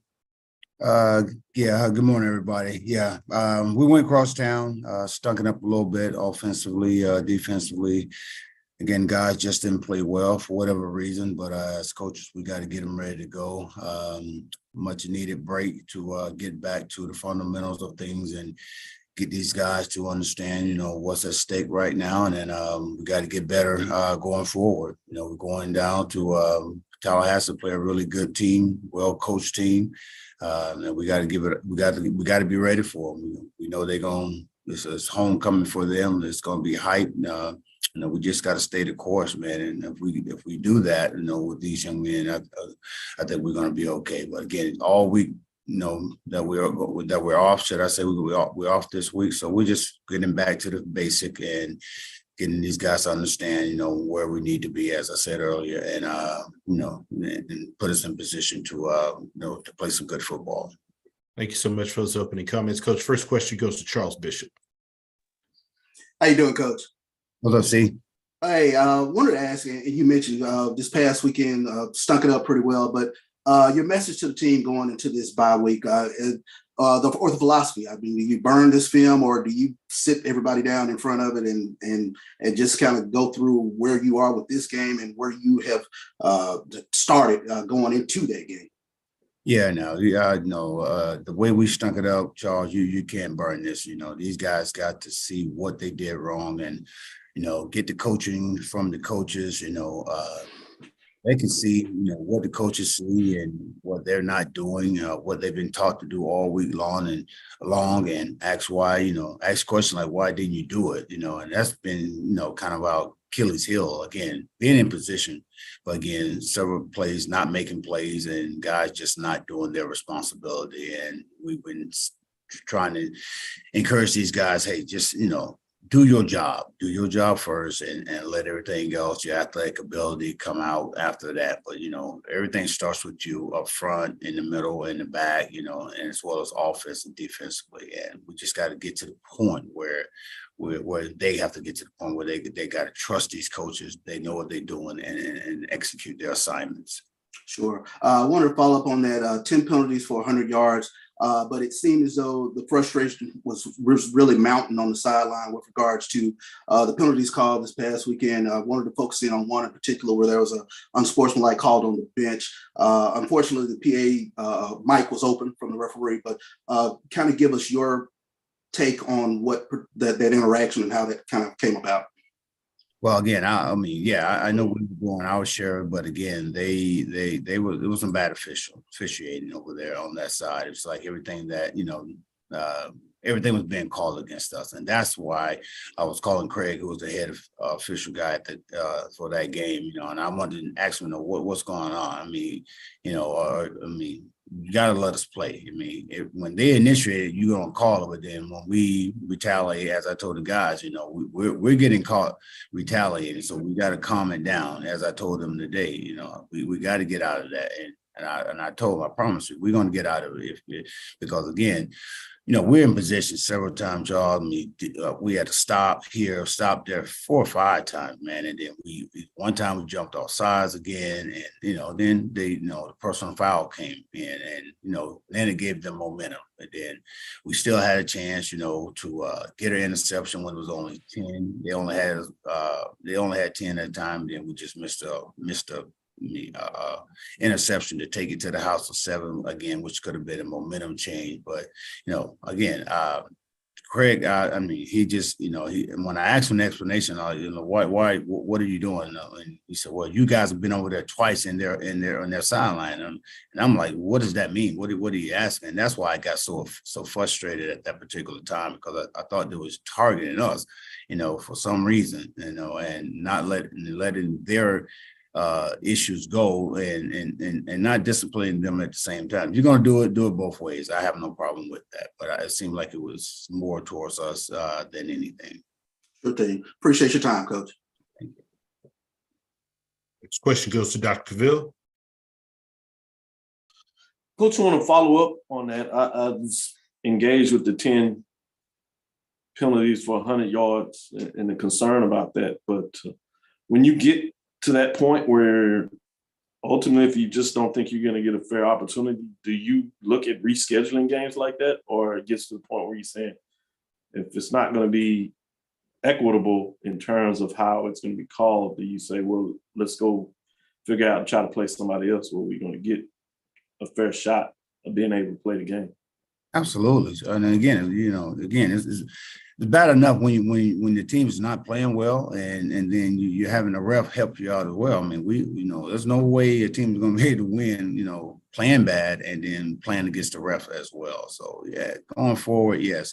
If that is the case, I'm all for it, man, because again, that type of situation cannot happen again, because again, it was just, to me, and in my opinion, blatantly it was just bad calling on our end, as if we was doing doing everything the wrong way. And I know for a fact, even just looking at it on film again, I mean, the kids was they were starting it, but again, wasn't getting called for it, and we retaliated and we got called for it. But again, our guys got to understand that again, when it's not going our way, they got to be smart enough. They understand that again, and they can't do that. The second guy, as we always know, always get caught. Second year at the helm, last year had the experience in terms of the open week. What are you deciding to do in terms of the open week in regards to doing an analysis of what you did during the first couple of games? Or are you going about going and looking at the little details to see where you can get better?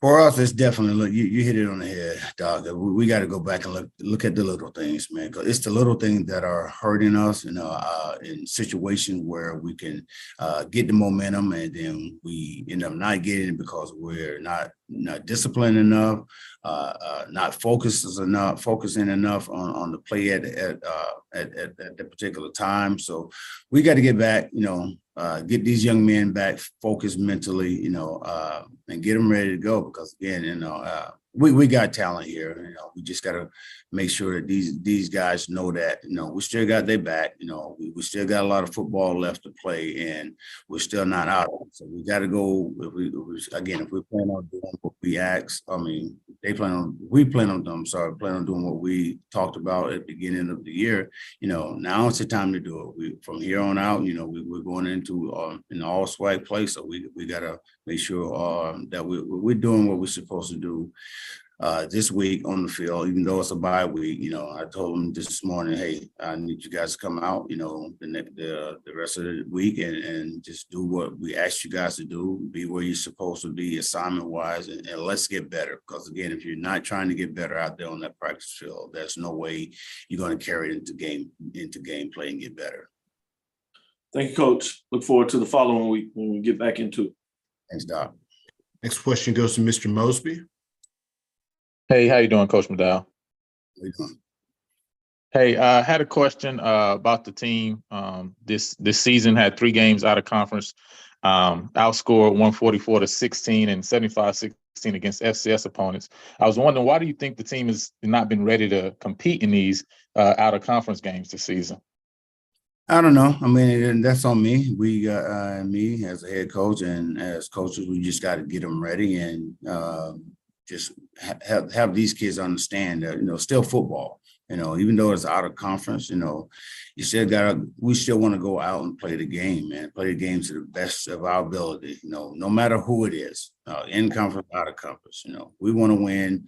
They want to win, in order for us to win, everybody still has to execute their assignments, and a lot of those games, again, we didn't do it. We did things at the wrong time, doing our own thing at the wrong time, and which costs you. Anytime you go against a good team, and they see it, they exploit it. That's what they're doing. They're gonna exploit it, and they're gonna make you pay for it. So again, just getting our kids to understand do your 100, man. Do your job first, and we're going to be okay. And I promise you, we can do that. And I know we will going into this SWAC play. We're gonna be okay. Just going back to the fundamentals of this week and letting these guys understand, this is where we are, this is what needs to happen throughout this week, and get back off the break and get ready to play a good football team down there in Florida. Okay, and then one follow-up question. I know the offense has shown that it can move the ball this year. This past weekend against Houston Christian, only 6 first downs, 110 yards of total offense, and I think it was alluded to earlier, 100 penalty yards. How much do you think that offensive outcome is attributed to maybe the offense becoming a little bit too predictable? Well, again, whether you're predictable or not, you still got to go make plays. I mean, as I told guys, shoot, that guy across from you, is he better than you or are you better than him? I mean, scheming in football is everything. I get it. But at the end of the day, you still got to make plays. We've had many opportunities during the course of that game this past weekend to make plays, and we did not do it. And that's why I said we stunk it up, probably the worst game we played all year long. Obviously, we didn't score, but again, we left a lot of open opportunities out there offensively this past weekend. So again, it's not like they're not executing it properly, but not only executing properly, then we got to make the play. You got to make it happen when opportunity presents itself. No matter again, in conference, out of conference, you got to make the play. Got you. Well, thank you so much for taking my questions, Coach. Yes, sir. Coach McDowell, as always, we appreciate your time. Look forward to speaking to you again next week. All right. Let me just say congratulations, Coach Wade. First win. Good job, buddy. Appreciate it, Coach. Next up, we'll go to Southern University. Coach Dooley. Do see that we have Coach with us. Coach, first and foremost, thank you so much for taking some time out of your schedule to join us. Coach, if you could please start us out with an opening statement recapping your team's most recent outing versus Lincoln. Yeah, this past weekend we played out of conference game. Of course, it was homecoming. That's always scary on the HBCU site. There's going to be folks from all over the country, to be honest with you. But I thought that the players came out. We handled it well. We understood what was the task at hand. It wasn't that we were playing out of conference. We were playing football, and we had to try to get Southern University better. I thought we came out the first quarter and played well. Then I thought we kind of got a little complacent when you talk about that. We got to understand that it's a 60-minute ball game, and that's all I teach and preach. But unfortunately, the second and third quarter, we didn't play as needed, but we got back on track. The big thing, the biggest stat of it all, that we got the victory. So now it's always great to get back in the win column, and you can make those corrections with a W. Now, more importantly, right now, it's SWAC time, and it's a one-week playoff for us every week. Appreciate those opening comments, Coach. First question goes to Jim Kleinpeter. Hi, Coach. Just talk about some of the things about Bethune-Cookman that impressed you, what you've seen on tape. Well, something that I talk about all the time. You got to play for 60 minutes. Those guys gonna play for 60 minutes. They're playing hard, and you understand the whole thing about it. But all the teams right here, I don't have to evaluate them or what have you. I know teams in this conference are going to play hard, and they're doing some great things. So we got to look at them defensively. They're playing sound. They're playing sound defense. No question about that. They're getting to the football, and that's what you hope for. And offensively, they're able to move the ball and score points. This last game they played, they scored 31 points. So that's always a concern. So we know we got a huge challenge ahead of us, and we're ready to accept the challenge. Are you playing up the angle of playing in a pro football stadium? The game was moved to with the game being moved to Jacksonville. That's always great. It's always about the experience, and that's what we tell our players when you come to Southern University. You're going to have an experience that you can remember for a lifetime. So to have the opportunity to play in a professional stadium that's not in your state, I think it's great to let guys know why you want to come to Southern University. So we're not going to be in awe of it. We understand it's a football game that has to be played, but it's an honor and a pleasure to play in a pro stadium. Thank you, Coach. Thank you. Next question goes to Dr. Cavill. Kenyatta Cavill, Dr. Cavill is inside the HBCU Sports Lab. Good morning, Coach Duty. Good morning, Doc. Good.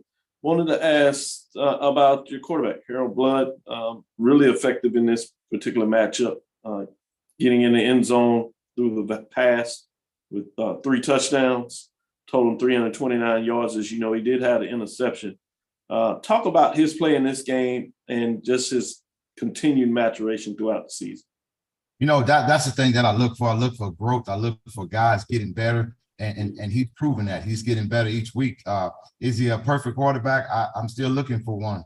I don't think no one would ever find one, but the things that we asking him to do, he's doing a great job of it, and he's getting better. You know, I always like to harp on it because it's everybody's mistake. You know, the quarterback gonna get the stat, but everybody threw an interception. When I say that, not one person throws the interception. All of us throw an interception because as a former wide receiver, I don't want my quarterback to throw an interception because I'm gonna find a way to make sure that guy don't catch it. If I don't catch it, nobody catches it.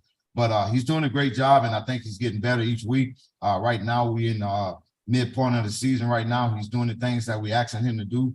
Some things we have to correct because we got a stretch coming here right now, and we know it's gonna be very challenging. But I like the progress of what he's doing.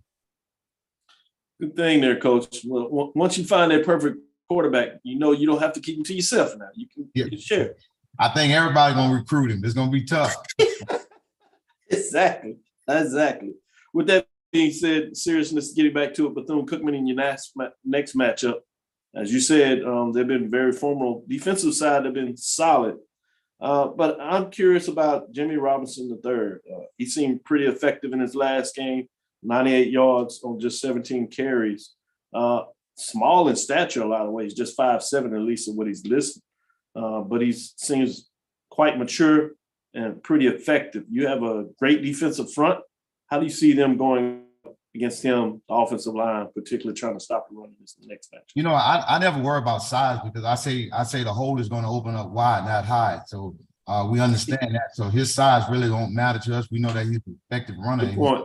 Great things. So we know it's a challenge for us, no question about that. I do like what we bring to the table defensively, but that doesn't mean anything because all that we have done, that's in the past. Right now, we facing someone else that does some things differently, and I think he's a challenge for us. But of course, we'd be up for the challenge, and we have to prepare to stop him. Not just him. There's several guys on that squad that can play football. There's no question about it. So we're doing our evaluation, have already done most of it, and still looking at some things that we think that can benefit us.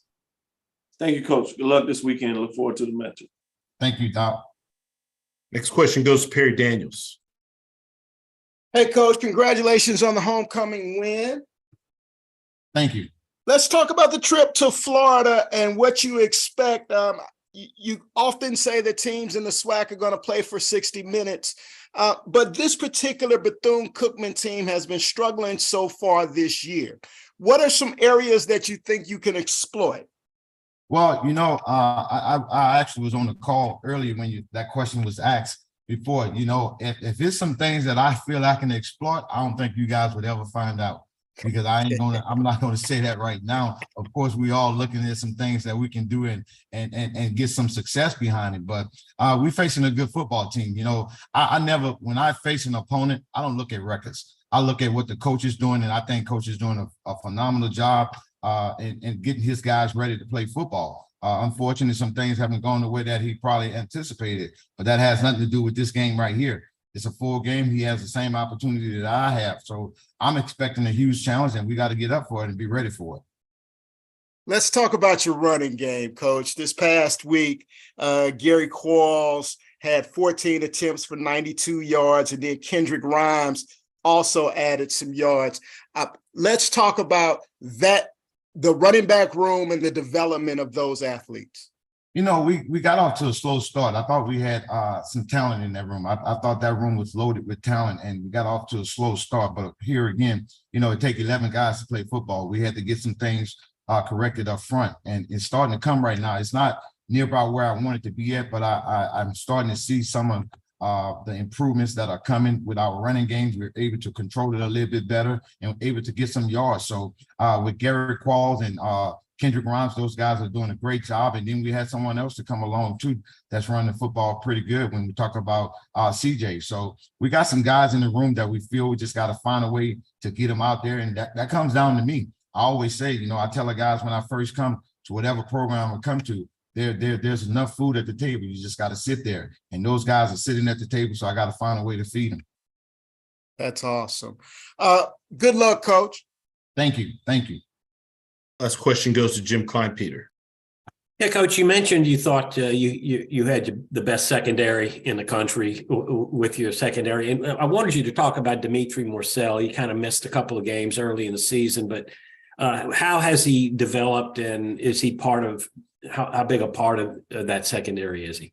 He's a huge part of it. We know he had a talent when coming in here. You're talking about a young man that had one of the highest draft grades in all of HBCU. And now we finally get a chance to get him out on the field, things that we evaluated. And it took a little while. You know, his very first game he came in, you can tell that he's a playmaker, although he's playing on defense. He's a playmaker. The very first game, he almost returned a fumble for a touchdown. So just him being there, his presence and his knowledge of the game, I think it helps. I do feel, and I think every coach feel that way, but I'm sincere about some of the young men that we have in our secondary. When you talk about a Christian Davis, you're talking about a Jordan Carter who's playing tremendous football right now. And then you talk about a young guy that's coming along, Horatio Johnson. So those guys within that secondary, not even mentioning Rodney Johnson, there's so many guys that we have that we finding that chemistry. Coach Miller is doing a great job, but Morcell is coming along, and now I think he's, I can say he's seasoned right now. You know, he had to get some games up under his belt, and I feel that everything that would have happened within the first 2 weeks have happened for him right now, and he should be ready to go.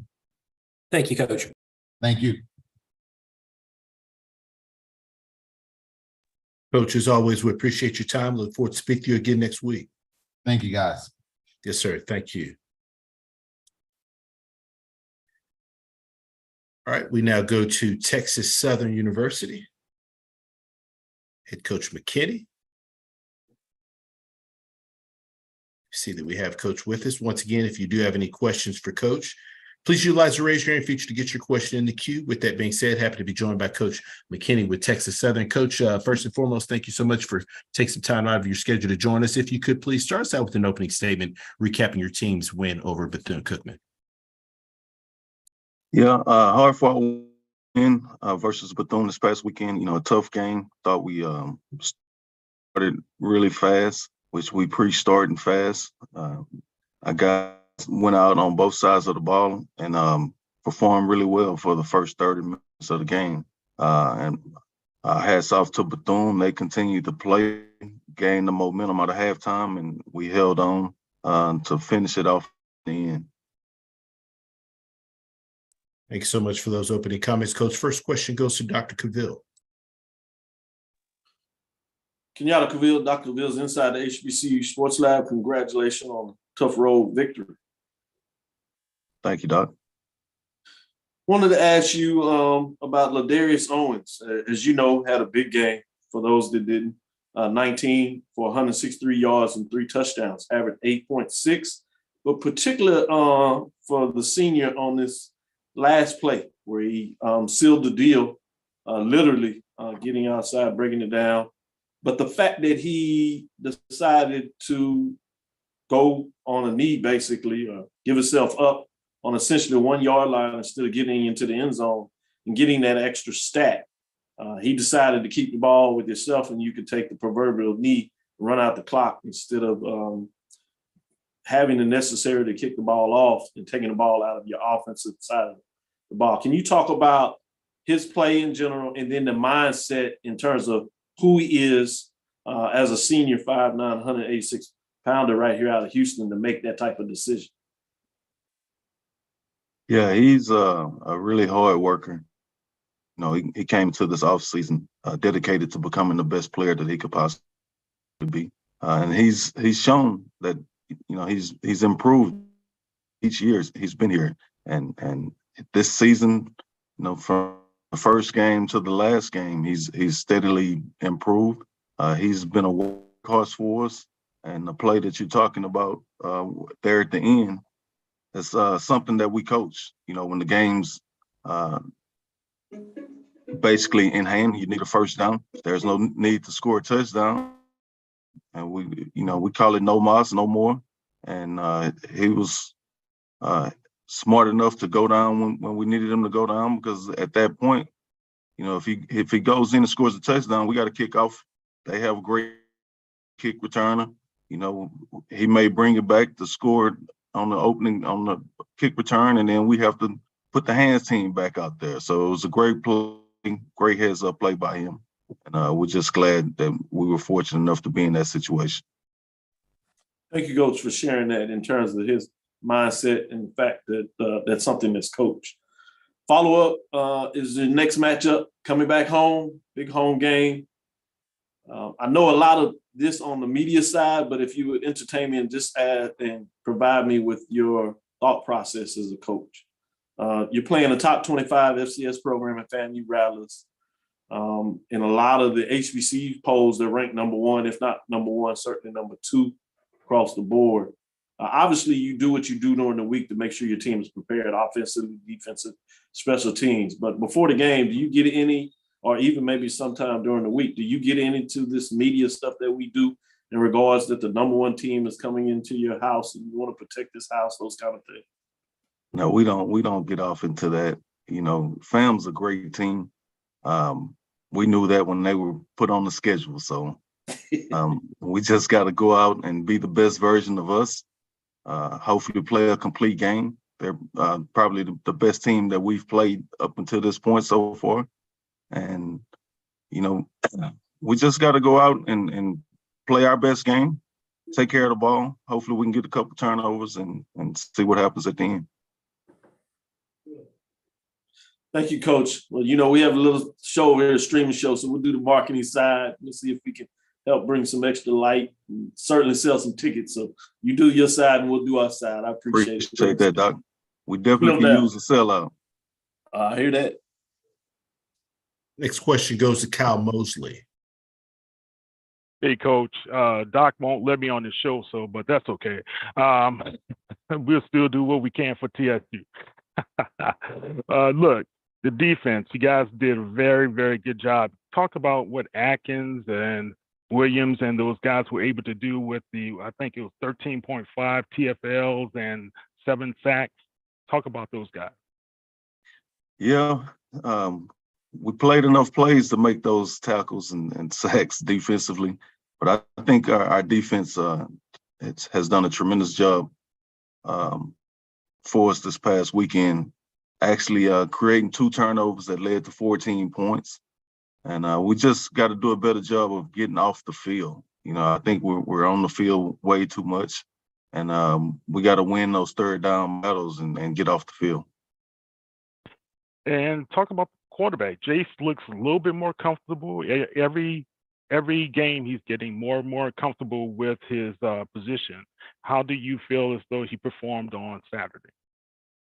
I thought he did exactly what we asked him to do. He led the team. He made some plays, made some great throws when we needed him to make the throws, checked us into the right plays when we needed him to do that.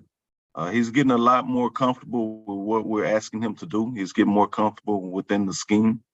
We knew when we brought him in here that he had the tools to be a good quarterback, and it's just a matter of him understanding what's the expectation for him to go out and execute on each particular play. And I think he's getting really comfortable within that role, and we're starting to see some success because of it. All right. Hey, good luck on Saturday. Thanks. Currently taking questions for Coach McKinney with Texas Southern. Final questions for Coach. Coach McKinney, as always, we appreciate you. Looks like we've got one last question that'll go to Dr. Cavill. Kenyatta Cavill, Dr. Cavill. Wanted to get in there with that key interception late in the game that you were able to get from your defensive. Talk about that play call and the headiness to step in front of it and kind of see that ball and make that play. Yeah, Xavier Player was playing a man coverage, and he undercut the throw, which was a great decision by him. Ball's thrown a little bit behind him, fell right into his hands, and put us in great position to score a touchdown right there inside the 10-yard line, I believe it was. Thank you, Coach. But yeah, follow up, and thank you, Andrew, for letting me get that back in there. Yes, sir. Thank you. Coach McKinney, as always, we appreciate your time. We look forward to speaking to you again next week. Thank you. Yes, sir. Thank you. We would like to take this opportunity to express our sincere condolences to the Jackson State University community for the obviously the senseless act of violence that transpired here recently. Due to that, Coach Taylor will not be available for media today, as he is there in support for his student athletes and all of those affected by that tragedy. So this will actually conclude our call. We'll get this call processed, distributed out to our email distribution list on Zoom. As always, we appreciate our media members that participate, and we hope you have a great rest of your day. Thank you. Thank you, Andrew. Absolutely. Thank you. Thanks.